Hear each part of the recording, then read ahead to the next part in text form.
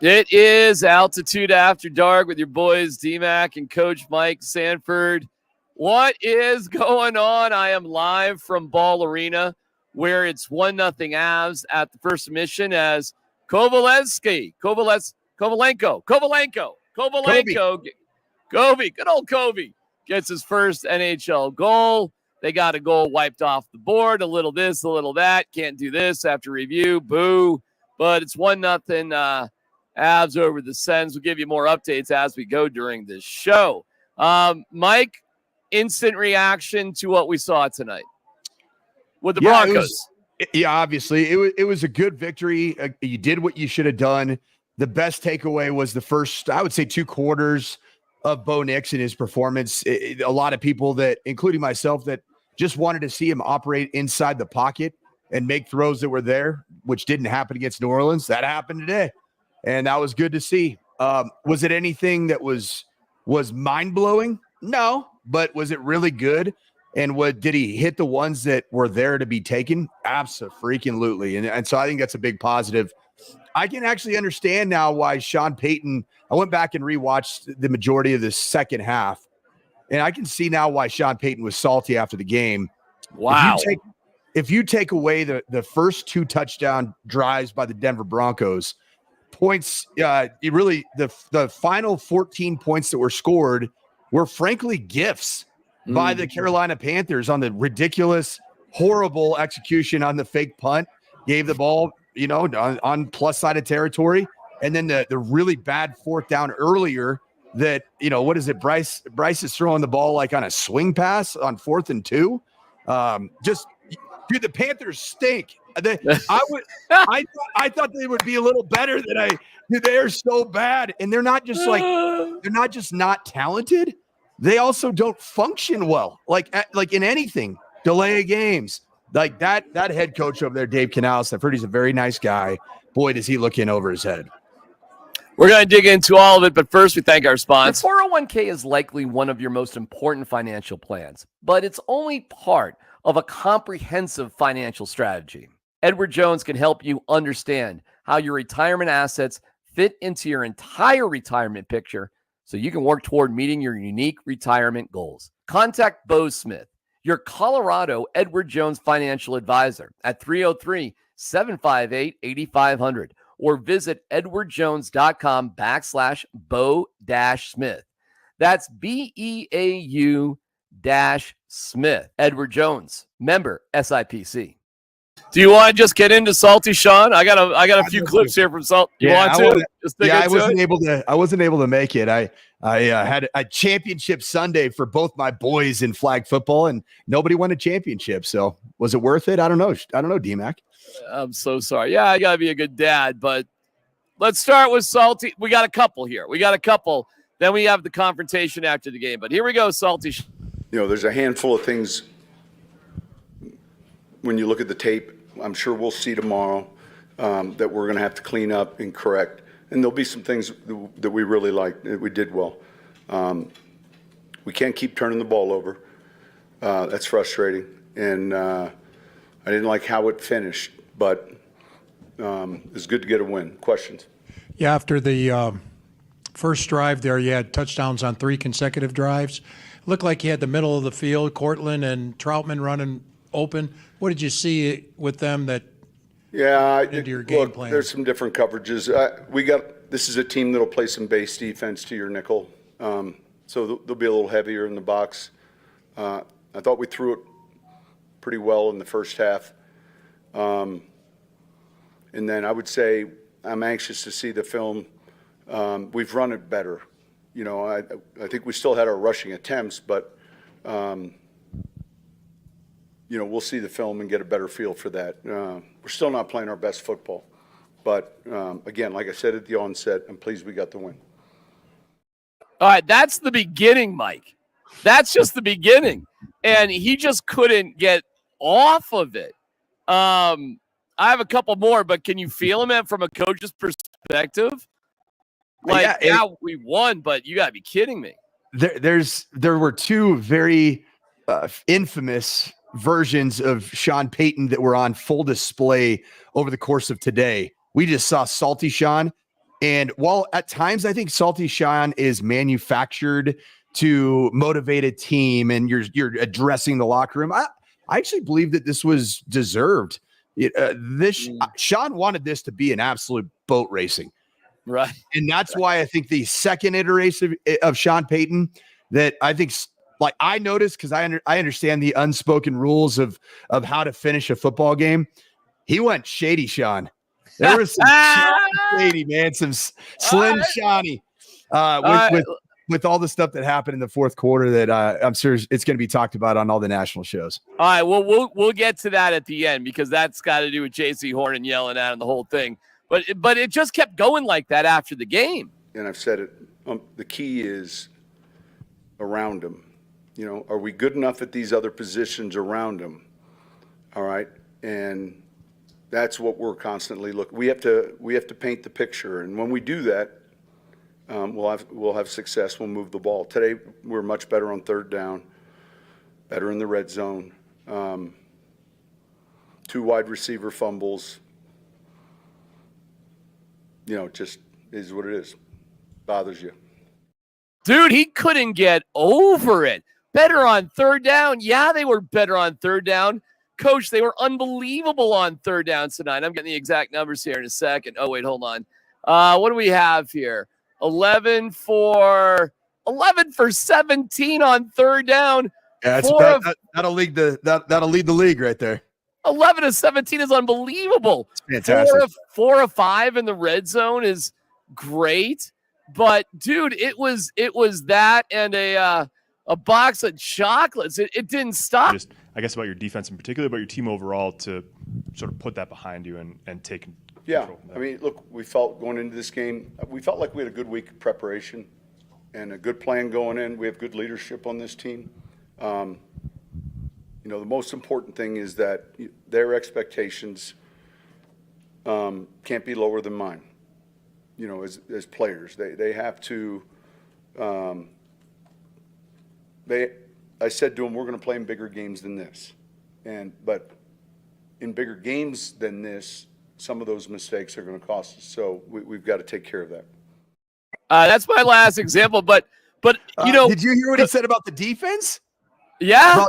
I noticed he never mentioned that that's a really bad defense that they were playing, but he sure as hell did say when asked about the offense or the defense's performance for the Broncos, the quote was, "That's not a good offense we played. Right, it's just the truth.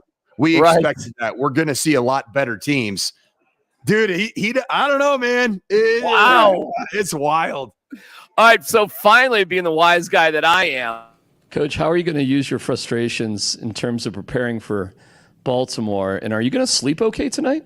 I'll sleep fine. I'll sleep fine. We have a good game, a big game this week against a much better team. All right, against a much better team. Damn, son. He didn't want to play. He wasn't down to play. Damn. He threw it out there, and he did not take the bait. He started to. I've been there. You kind of have a crack a semi smile, and he's like, "Yeah, I'm not here for it." Yeah, I think he was frustrated. You know, this is one of those games. I know Sean Payton, like a lot of us offensive coordinators and play callers, you see these types of games, and in your mind, you have your mind made up that this is the stat padding game for your team offense, your scoring offense, your total yards. And it was against the NFL's worst rushing defense. Javonte had 2.6 yards per carry. Yeah. Like, that would piss me right the heck off. Just overall, you weren't able to consistently run the rock. I actually liked Jaleel McLaughlin in this game. I thought he ran the football incredibly hard and well. But yeah, I mean, it just wasn't it. It was a good win, man. You won by 14. It was a 14-point win over the Panthers at the end of the day, DMac. Yeah, but come on, bro. Dude, it is what it is, man. It's a 28-14 victory, and you called a fake punt up by 21 points in the fourth quarter a fake field goal that didn't work. And then you on 4th and 2 with what, 5 minutes to go up by 3 scores. You pull out one of your best trick plays that you won't be able to get back to, by the way. Once you let one of those trick plays out of the bag, they're dead until the next year or two. And it didn't work because you didn't score a touchdown. In fact, it goes back the other way, and you end up winning by 14 points. It's just wild, man. All right, so that gets to basically the confrontation that Payton had with J.C. Horn after. Payton, I tell you what, Payton having some words right there. All right, and he was asked about. Sean, it looked like Horn was yelling at you after the game. I coached his father, and so I was yelling back at him, and I think I don't know what the exchange was, but his father I enjoyed coaching, and I enjoyed him. He was frustrated. I think he was yelling at one of our other players, so I like him. I think he's a good player. Anything else? Thanks. Really? Is that the truth? Did you? I mean, DMac, have you watched the actual TV copy of the game? Probably not, because you went straight there. I saw some highlights. This is all going on, for a good 3.5 minutes before that exchange that we just watched. I did not know that. Horn is barking. I mean, I've been in those sideline situations. It's very clear. In an NFL sideline, even more, because those NFL sidelines have nobody on them. You've seen college sidelines. There's a million people, but you see, and Horn is screaming. And believe it or not, in those situations when the crowd's emptied out, you can hear people clearly across the field on the other sideline screaming at you. So he knew full well what was going on, and it was all because of the trickeration that was used. And then they end up getting the fumble. They forced a fumble for Cortland Sutton, and they go ahead and drive 98 yards for a touchdown. Right, wild, man. It was the that was the Bryce Young equivalent of Bo Nix against the Chargers. That second half, it's the feel good drive. All of a sudden, all things are better, and now Carolina's got a little hope that Bryce Young's going to be better. All right, so you think this spoils the win? What all of the things? No, hell no. I actually think it bodes well for Sean Payton, because now hey, Coach, they kicked the Panthers' ass, right? I mean, they kicked their ass tonight. Yeah, no, it was, the Broncos defense until that final drive of the game was phenomenal. Absolutely phenomenal. Bo Nix's halftime stats off the freaking charts. Off the charts. But the thing is that coaches in general, I think Sean Payton was genuinely pissed off with how it ended. He wanted it to, I agree. He wanted it to go the 42-7 route, not the 28-14 route. And if you don't think coaches don't care about that kind of stuff, we do. We sure as hell do, DMac, especially when you're on the winning side of it. But Sean Payton has the ability now to coach his team harder, because they didn't finish in a win the way that they should have. I don't think it was for a lack of effort. Certainly the two fumbles, starting with little Jordan Humphrey's fumble. Every time little Jordan Humphrey does something wrong, I just think about, we should have Tim Patrick on this roster, but whatever. That's not my decision to make. So, I don't think this doesn't take anything out of the win. But, DMac, if you looked at the score line for the Panthers games this year, I have. It's ridiculous. I mean, they've been outscored upon, their average points scored versus points allowed going into this game was about 25 points. I mean, every team in the NFL is averaging beating the Panthers by 25 points. They are cheeks. They're terrible. Well, all right. I mean, okay. Listen, if this fuels the fire to get ready for Baltimore, who lost to the Browns today, I'm in. Okay, good. I'm in. But, you're going to score a touchdown there after, if you don't fumble at the one, you're not going to let up a touchdown if you just kick the ball off. You're not even going to allow a touchdown if little Jordan Humphrey doesn't fumble on the first drive of the game. No, I agree. mean, this game really was like 42-0. Yeah, I mean, all those things did happen. And that's, to my point, is why I think that it actually does bode well.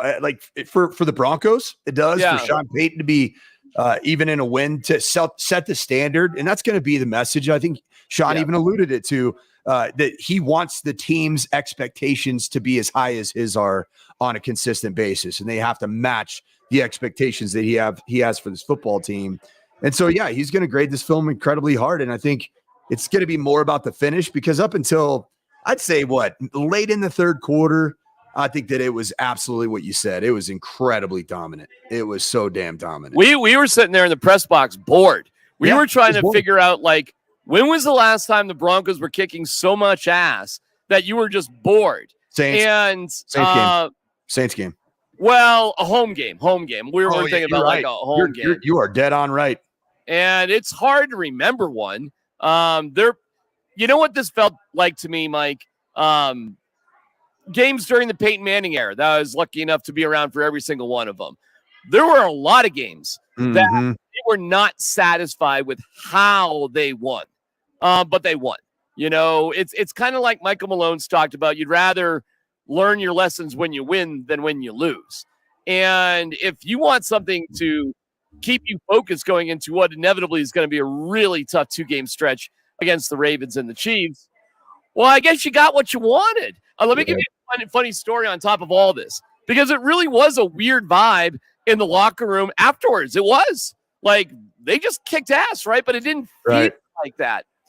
They have Club Dub, which is a smoke machine and party music. You know that, right? Did they use it? It set off the fire alarm in the building. Oh man. Even that part of the ending of the game did not go to Sean Payton's plan. The celebration set off the fire alarm. Oh my gosh. And it's just like, it's like water smoke, right? It's not. Oh yeah. Nobody's in danger or anything. Is there? No. I don't know what it is. It's like strobe lights and humidity fog, right? Not like actual gas being released into the air. No, of course not. Who knew Club Dub could set off the fire alarm in the first place? But when your celebration goes wrong, you know, you can just add it to the mix. It's like, there's Greg Penner, there's Condi Rice. I saw her today. And here comes a fire engine.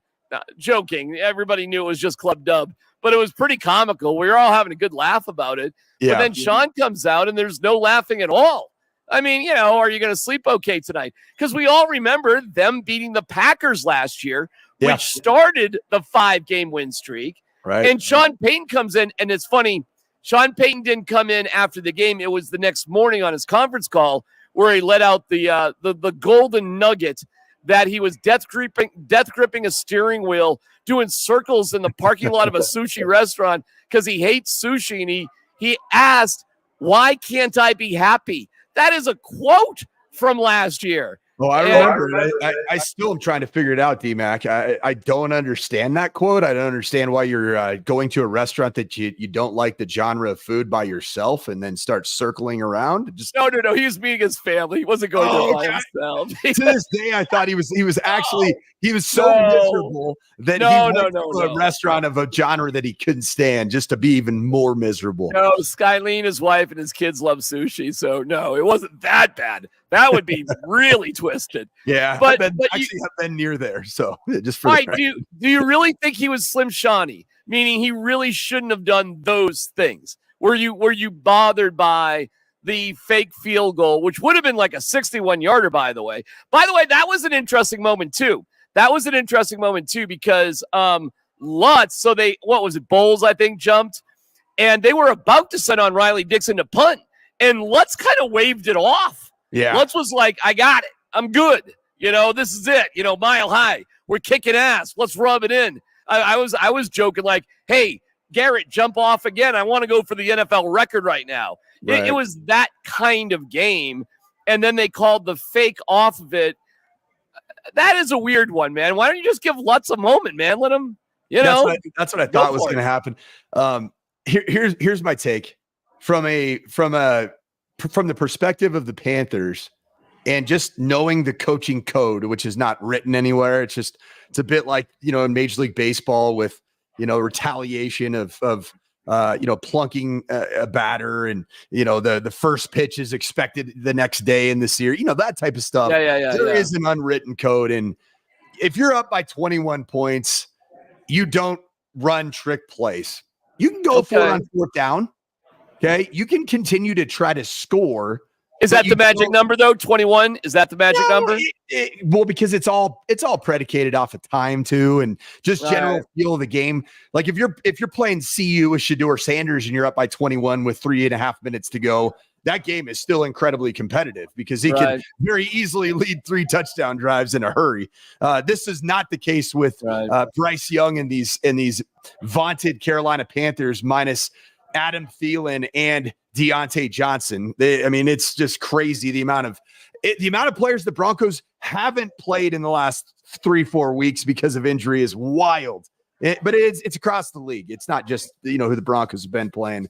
But no, the Panthers had 22 players on the injury list and lost 2 during the game. And the Saints were even worse, if I'm not mistaken. It was right there. Yeah. Yeah. It's the same conversation. But, DMac, what I see with this situation is from a football code standpoint, Dave Canales had every reason to be pissed off and think that guy's an asshole on the other sideline.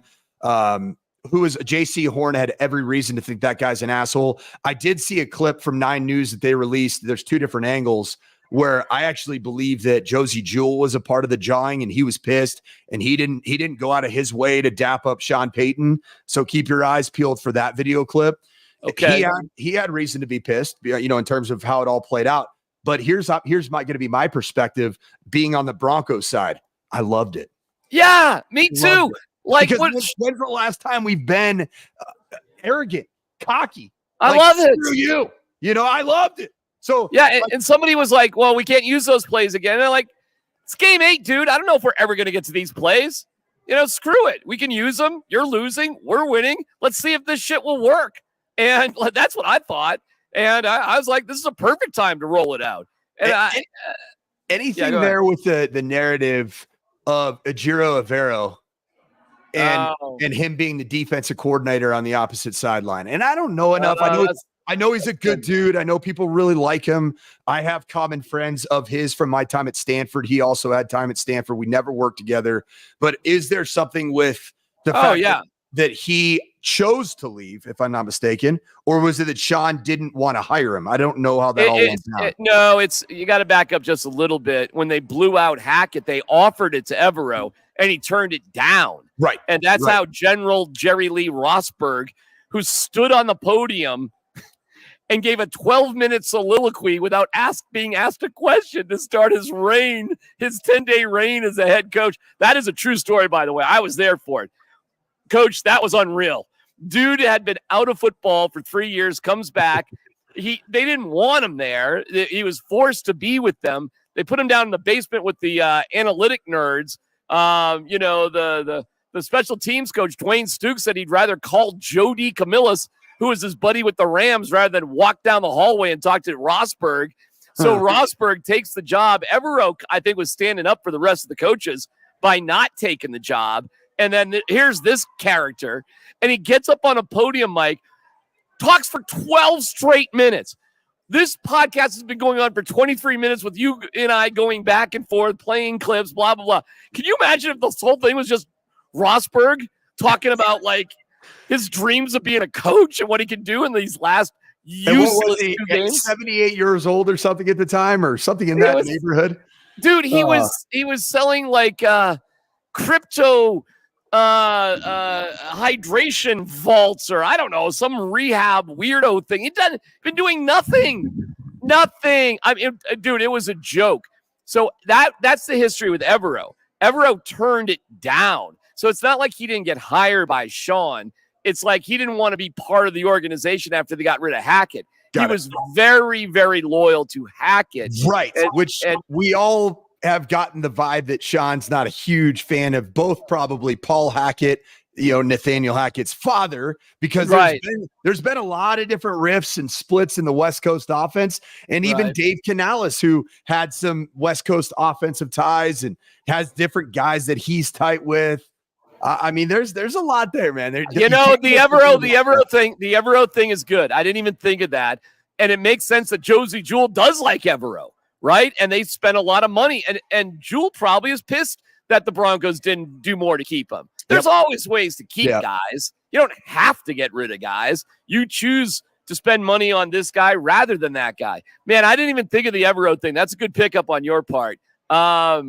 That's good. I'm really good at being petty. I mean, I have so many different people that I would go for a trick play on if I was up by 21. As a play caller. Typically, my dad would the really good voice in this side of my shoulder, the angel would be my father. It'd be like, Mike, just do the right thing. And I'd typically do the right thing. So thing. while we were bored to tears because it was boring seeing the Broncos kick ass, it was great, but it was boring. Meanwhile, Sean Payton is exacting revenge out there, or trying to. Yeah, and when it's 28-7 against the Panthers of all organizations, right? This is the least likely game that I would have chosen, maybe on the entire schedule, to think that there was going to be some type of potential antics afterwards, and yet there was. And it was the great combination of Salty Sean in his post-game presser and Shady Sean in his antics in the fourth quarter, and I love all of it. It's so funny because we never on our radio show we didn't talk about this at all, like the possible bad blood sort of deal. Did you? No, heck no. There's nothing there, right? Until there was. Until there was. Well, it makes the win to me a little. Oh, and you can see why that would steam Sean Payton with Sutton fumbling at the 1 yard line, because they weren't going to sit on it. They were definitely going to push that ball in. No doubt about it. You know how badly he wanted 35 on the board? No doubt.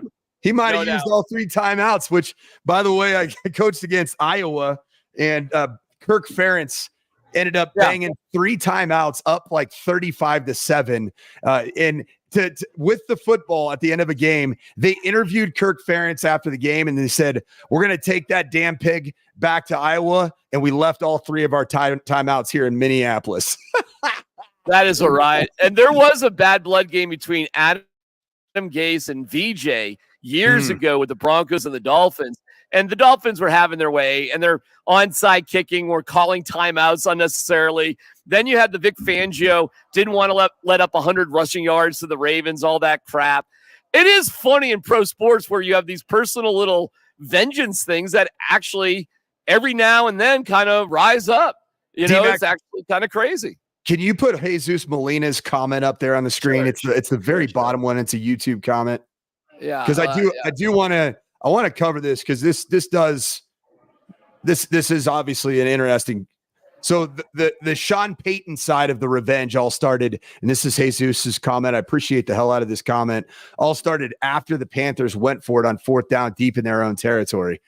While I think that that's a fair assessment to make, watching within the code that I'm talking about, which has never been defined. You just know it. And I grew up in it. So not just myself as a coach, but also my dad, and talking through different things that come up. If you're down 3 possessions in a football game, you fully anticipate a team's going to be going for it on 4th down. That's just standard operating procedure. So this is, in my humble opinion, this goes beyond just that. I think it is part the frustration that Sean wanted this to be a 42+ point game, and then part because I don't know what the other aspect is, and whether it's a Giro, Avero, I don't know. It's just fascinating. And did Dave Canales get asked about it at all, or JC locker room? You know, I'm in the Broncos area, and then I came to the Avs game. So I'm not sure. I gotta go down some Panthers Twitter, man. I gotta try to find. I know the Panthers Twitter. I saw a few of them. I was scrolling. I was a sick bastard, and I was scrolling Sean Payton's name, searching it on Twitter. Panthers Twitter despises Sean Payton, not just from what happened today, but also from the old New Orleans Saints days, man. Any opportunity that he had, I think he's always tried to stick it to a team that's already down and out. God, we didn't even think of that either. We did not even think about the Saints and the Panthers in the same division. Wow, we were kind of missing some big storylines on this one leading into it. Yeah, we just were all, you know what? We were not taking the Belichick approach. We were all focused on the Baltimore, Kansas City, and this obvious win. And, is Bo Nix, are his feet going to look better? Is he going to complete passes to open guys from the pocket? Which he did. There was a lot of really fun drama to talk about all freaking week, and I'm excited. All right. We're going to get to see you in just a second. Do you see yourself traveling, working part-time, or moving somewhere warmer when you retire? Beau Smith, your Colorado Edward Jones financial advisor, can make your retirement goals a reality. He can help you figure out where you are today and how to get where you expect to be. Working together, you can plan for what you want and be ready to take on anything unexpected along the way. Call him at 303-758-8500 or visit edwardjones.com/Beau-Smith to get started today. That number again, 303-758-8500. Edward Jones, member SIPC. We have a really cool moment from inside the locker room. We'll share that in a second. And it might be time for a change with the Buffs, but not in the area that you think.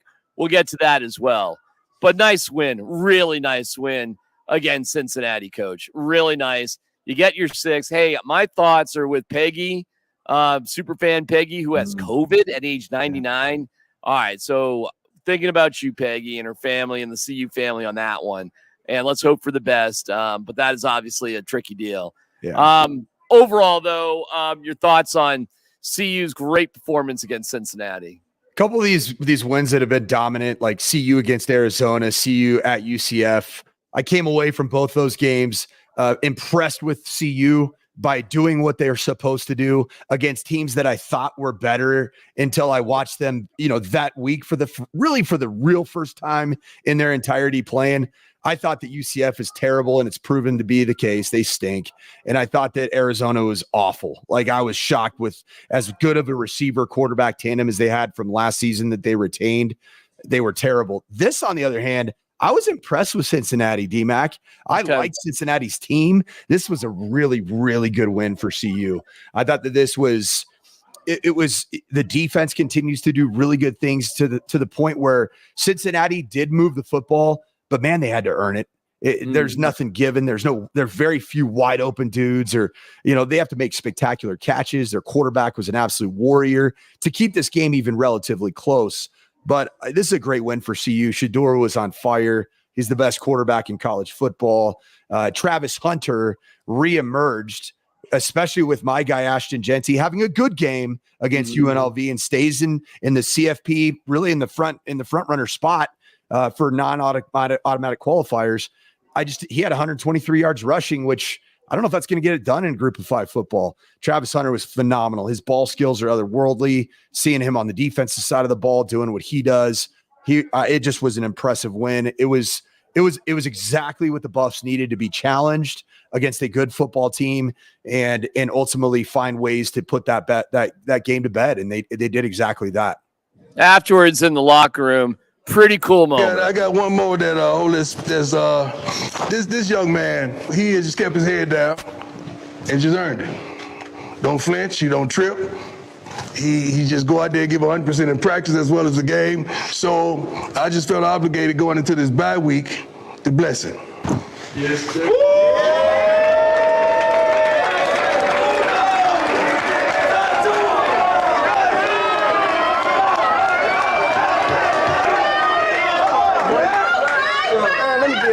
Man, I appreciate that, man. Early morning, gotta keep your head down, man. If you want something, you gotta go get it, bro. Yeah. That's the main purpose of this, bro.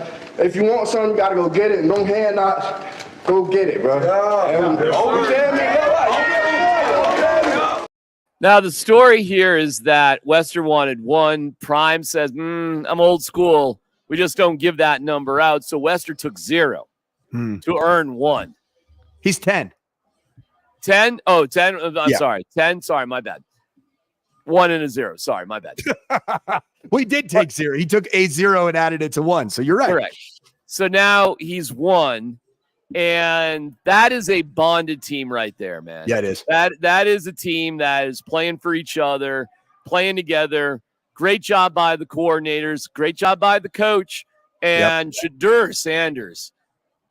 This dude is the truth, man. 100%. And when I see what Jaden Daniels did, what an ending to that game, by the way, today, with the Commanders winning on a Hail Mary. That always amazes me that defenses coach don't plant a guy in the back of the end zone. Hey, dude, you're going to stand in the back of the end zone, and your only job is to blow up whoever's in front of you. Like, why? Just help me from a coaching perspective.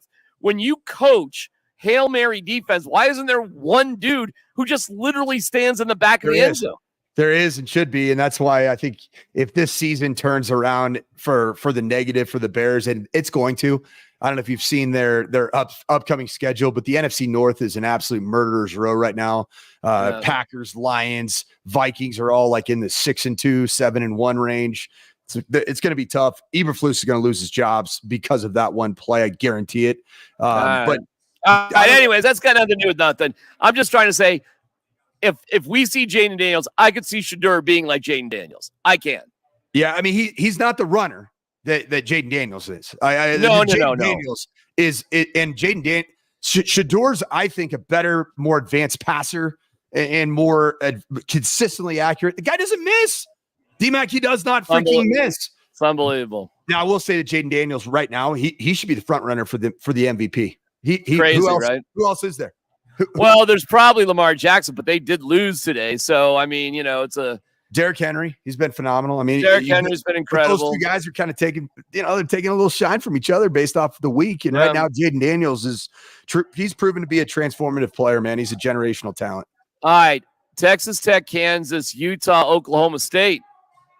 CU is now nationally ranked. What are they, 23 today? Is 23. That right? And That's Coach awesome. Coach Prime didn't want him to be ranked. He loves being able to hang out in the background. D-Mac, I wanted to say this about LeJontay Wester. Yeah. I had an interesting time when I was at the CSU-CU game up in Fort Collins. I was on the sideline. I did the post-game show with Romy Bean, and I was really close to everything that was going on. And the thing that I took away from that game was the quality of young man in that program right now. And it's been a departure from a year ago. I went to the Stanford game a year ago. I was up in a suite, but I was bird dogging straight down on the sideline. And that 29-point lead that was squandered, man, there was some infighting going on that sideline, dude. I saw it with my own eyes. There was a lot of the symptoms that point to, losing 7 straight. They were there that night when I watched that game. And then conversely, I was even that much more impressed by how disappointed I was, the year before, for just how that team is connected. They have quality young men. And what was really neat for me is that they made a player available for us after the game to interview on CBS Sports Colorado. And it was LeJontay Wester. And he was the kind of player that he brought a smile to my face, just humble. It just such a grateful young man to be in the position he's in. And when you think about him asking for that number, DMac, I've had so many different. I got one more that Oh, sorry about that, Coach. Sorry. No, Go ahead. Sorry. I've had so many situations where a player has their eyes fixated on a number.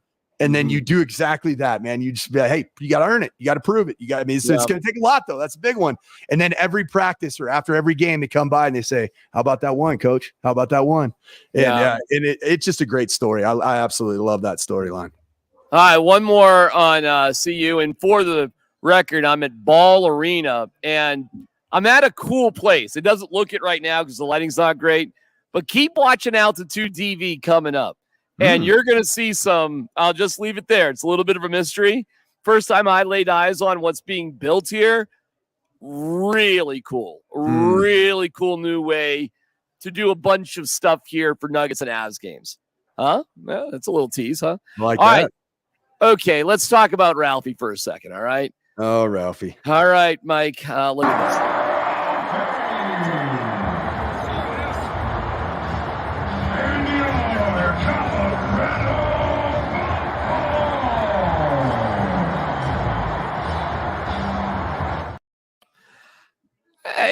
She got going eventually, but didn't run the second half. Coach, what are we going to do run in here? the second half, DMac. I know. Went back to the ranch. Yeah, I mean that's a true storyline, man. What do we do? What do we do? I mean, you're winning with Ralphie. You can't move on from Ralphie. You're still winning, man. Well, you never. If I'm the coach, I'm like, dude, don't switch Ralphie right now. I mean, we got something going. I don't.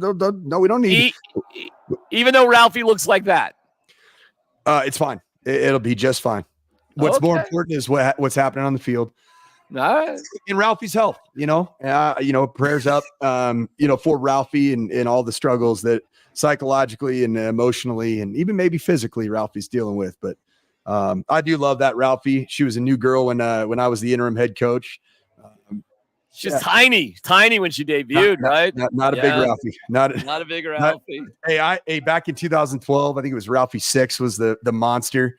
So we coached. I was at Sanford. We played at CU. It was the first time I'd been to CU. First time I'd been to the state of Colorado, and and I was mortified because I was on the field, and I asked him like, where do I go? Because the lap goes right next to the visitor's sideline. Oh yeah. I go, where do I go? And so I held my ground, and I right on the sideline, and 15 feet away. That Ralphie was big and fast and ferocious, and I was scared. So I traveled back to CU 2021 with Minnesota. I was the offense coordinator at Minnesota, and I just hyped up this Ralphie, like the fear of Ralphie, to all these coaches from Minnesota. Now, one of the coaches, the receiver coach, I told him, I said, hey, the only safe place that you can be while on the sideline, there's been plenty of collisions with Ralphie over the years, is you see that ramp that goes up where Colorado's painted in the end zone? You gotta go stand up there, man. And he's like, are you serious? I'm like, I'm dead serious. He didn't go up there, but and then Ralphie came out. That was the first year of this Ralphie, and Ralphie looked like a pit bull without any type of, like, it was tiny. I was like, this is not a big buffalo. Hey, DMac, before we get off. DMac, before we get off. Yeah. I know you don't love talking Ram football, but I was on the call yesterday. Oh no, I'm super stoked for those guys. Super stoked for them. Do you realize right now, for as bad as the season started off, they're tied for first place in the Mountain West Conference. The two only undefeated teams right now in the Mountain West Conference with Boise freaking State. And I'm thrilled for him. Thrilled for him. And we thought Norvell. Yeah, sorry. We thought he was on life support for his job. Yeah, they're gonna play in a bowl, and they're gonna contend for the Mountain West. Wow. Yep, absolutely outstanding. They themselves are one win away from a bowl, and they, unlike CU, it was incorrectly reported by everybody that CU hasn't been to a bowl since 2016. CU went during the COVID year. I know nobody wants to count it, but the Lakers call it an NBA title. The Dodgers call it a World Series title. In 2020. CU went, I wasn't here, so it's not for me, but CU went to the Pac-12 championship and then went to the Alamo Bowl, and they were 4-1 coming out of the regular season, which is weird, but this is the first time in a regular full 12-game season that CU has been bowl eligible since 2016. CSU has not been bowl eligible since 2017. They got a chance to do that this weekend. I feel like they play Utah State, maybe. Utah State, and they're going to kill Wyoming. Wyoming's not good this year. Man. So they're going to be fine, man. It's exciting. Well, we got tons to talk about. Let's hope the Avs can pull out this win here tonight. The Nuggets, that's a different story, brother. That's yikes. Yeah, but you know what the Nuggets have going for them is at some point in time, Lecky's going to be available for the Nuggets. At some point, Val Nichushkin's going to come back for the Nuggets. At some point, for the Avs. I'm saying that there's no hope. There's no help on the way. That ball's got to start falling in the damn basket because unlike the Avs, help is not on the way. Right. And on that upbeat note, we thank you for watching the Morning Sprint with Goodraj and Coach tomorrow at 10. Then I'm on with Tyler and Scott Hastings, who's in Toronto. We'll see if we can internationally hook up or not. But we got tons of great things to talk about. We appreciate you watching Altitude After Dark. Have a great night.